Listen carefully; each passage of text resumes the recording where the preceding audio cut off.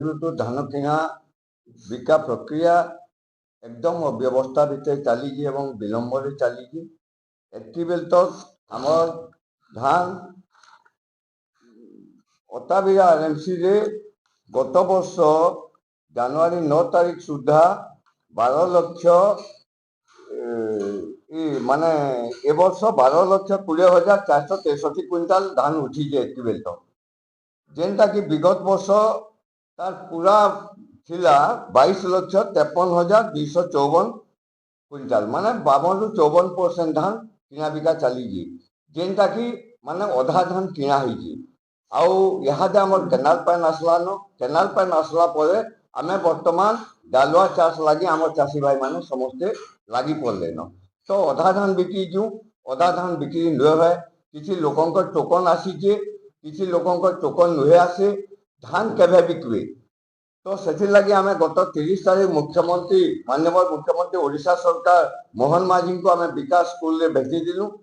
जे से सीधा सलख भाव आम चाषी मान को कहले जे आमे आपण माने आ धान चाष नाई करू धान बहुत सरप्लस हो गलान ओडिशा रे एवं धान चाष नाई करू आपण डाली जातीय तैल जातीय फसल करू जेनटा कि आमे धान चाष रे आमे बेसी सरकार क्षति सहबार के पड़लान से सीधा सलख भाव आमको मना कले तो आम से बहुत मर्माहत बहुत दुखी कारण सरकार कौन प्रकार गाइडलाइन एति बेल तक प्रस्तुत न हुए आम हूँ हीरापुर सेचांचल चाषी जेनटा कि आम जमी माने माल बेलना और बाहाल 3 किस्म जमी रही एवं से ही जमी रे आम केन प्रकार चाष करमु काना करमु तार लगी अलग गोटे कृषि नीति जदि सरकार आरंभ करबे किंबा वर्षे आगर जदि प्लानिंग करबे तो सेटा संभव हो पारे जेनटा कि आमे कहूँ जे आपन जेनटा कहले जेनटा कि कृषि परिवर्तन कथा आपन डाली जातीय तैल जातीय फसल करूँ किंतु डाली जातीय तैल जातीय फसल करवार व्यवस्था भितर आमर पाखे केन प्रकार जमी अच्छी आमर माटी केनटा आमर जलधारण क्षमता केते माटीर तार लगी ओयूएटी रो वैज्ञानिक मान दिग्दर्शन दरकार मंत्री स्तरीय बैठक दरकार एमएलए जी विधायक अच्छा समस्ते रहा कथा मुख्यमंत्री कृषि मंत्री समवाय मंत्री रहा कथा ओयूएटी साइंटिस्ट रहा कथा एवं सबु जिला बरगढ़ जिलार समस्त चाषी रहा कथा माने विभिन्न ब्लॉक रु विभिन्न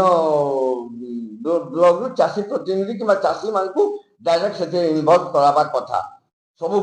बरगढ़ जिलार तारपरे सेटा गोटे आम ठोस पदक्षेप पहुँचबार कथा जे अमका जमी डाली जातीय हवा कि अमका जमी तेल जातीय हवा आपन एतकी जमी अच्छे एतकी जमी धान हवा तो तार लगी गोटे सरकार विजन रखवा के पड़वा ब्लूप्रिंट प्रस्तुत करवा के पड़वा तो आमे चाहूँ जे आमे सबू प्रकार आलोचना लगी सरकार संगे आमे प्रस्तुत अच्छु किंतु से प्रकार आलोचना के आम राज्य स्तर में हेबार कथा एवं तार लगी बजारीकरण व्यवस्था डाली जातीय हो कि तैल जातीय हो तार लगी बजारीकरण मार्केटिंग व्यवस्था एमएसपी दर सरकार किनबार कथा तार उपरे आपन प्रोत्साहन राशि जेनटा धान उपर दिया इनपुट असिस्टेंट से इनपुट असिस्टेंट भी देवार कथा तो से लगी आमको आज सांबादिक सम्मिलन करवार उद्देश्य है जे वर्तमान सरकार 50% धान किनीचन आहरी 50% धान किनबार बाकी अच्छे चाषी भाई मान टोकन नुहे आसे से क्षेत्र में आज आम डालुआ चाष करवार लगी जाऊँ फेर तो आम धान बिकमु कि डालुआ चाष करमु तार आसले आम उपमुख्यमंत्री जे कृषि मंत्री अच्छा कनक वर्धन सिंहदेव से आज्ञा कही गले जे चाषी मैंने आपण मैंने नौटंकी कर जदि नौटंकी करवा धनुजात्रा स्टेज के आसन बोले तो आम क्या नौटंकी करवा लगे आईजु आम जीवन जीविका कथा आम कहूँ आम नौटंकी वाला नुहे से आज भी जे राजा कृषि मंत्री होइछन से भी ई अंचल चाषी माने भोट देइछन ओडिशा चाषी भाई माने भोट देइछन आज से कृषि मंत्री होइछन आज बीजेपी सरकार के परिवर्तन करिछन चाषी तो चाषी केन असुविधा केन सुविधा से माने करले आज के आपन माध्यम रे आमे करवा लगी जाउछु जे कृषि मंत्री जेन कथा कहले से कथा रे भी आमे बहुत मर्माहत एवं दुखी जाऊ मार्च मास तक धान किया बिका चलवा बोले मार्च मास तक धान किया बिका आज्ञा जदि चलवा आम जी अंचल चाषी आम धान के बिकमु आम परिवार के पोषमु आमे जानू धार उधारी कही आम चलमु के तो ई प्रकार जेन विधि व्यवस्था चली सरकार को आम कथा दृष्टिगोचर हो आज के आम आप माध्यम सरकार को जनाऊँ चली सरकार को देखुन जे धान किना बिकारे मिलर्स भूमिका मार्केट जाए बहुत कम जेनटा कि कस्टम मिलिंग सिस्टम रे आपन तो मिलर्स जदि आंदोलन कले मार्केट यार्ड का बंद है आम मिलर्स धान किना बिका कर सरकार समवाय समिति आम पैक्स धान किनुची जदि सरकार से धान के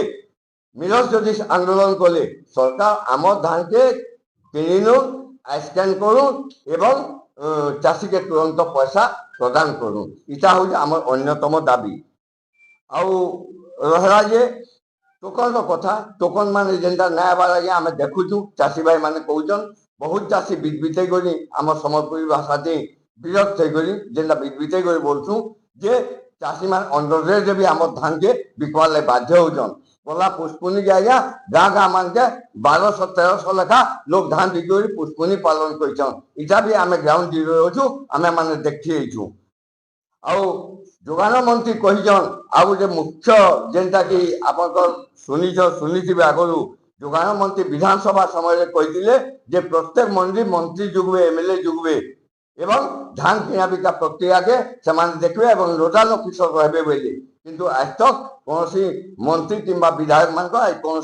मार्केट यार्ड गस्त आजकल नाइन अति दुखर कथा आम अति दयनीय भाव चाषी मैंने पड़ीजु कम से कम आम कथा आप माध्यम दृष्टिगोचर हो कर्णगोचर हो जे चाषी कूल उद्धार करूँ आज्ञा आम मैंने भोट दे सरकार परिवर्तन करूँ आम हक और अधिकार लगे लड़े कहूँ आम कौन नौटंकी ना करवा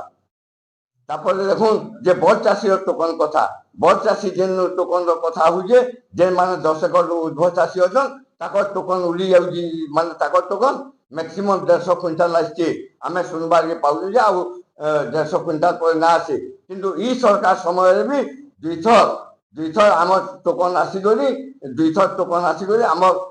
से चाषी मैंने सरकार समय विगत खरीफ और रवि दुई सीजन आम धान बिकी सारी इनपुट रेसिस्टेंस पाइजन एवं समस्त जमी रेजिस्ट्रेशन जेति होता से सबू जमी रेजिस्ट्रेशन धान बिकी पैसा पाइजन इथर क्या से टोकन के विलम्ब कराऊ कि अणदेखा कर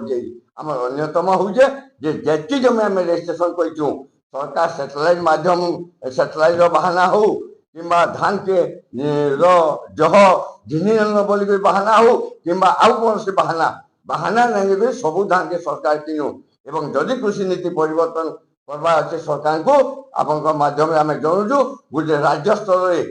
गोटे बड़ धरण मीटिंग करा सबू जिलू चाषी मान भाई मान को डका जाऊ एवं बड़ गोटे मीटिंग करा जे क्रॉप डाइवर्सिफिकेशन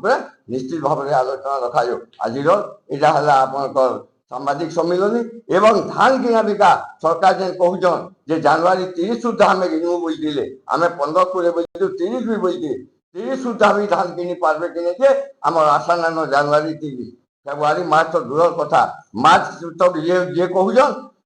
मंत्री महोदय बोधे से भूल कहून मार्च मास तक आम धान किना बिका ना सरे आम धान टा जनवरी कम से कम 30 भितर सारू ना बड़ धरण आंदोलन कृषक संगठन आरु हेबा जेनटा कि सरकार इथि लगी दायी रही।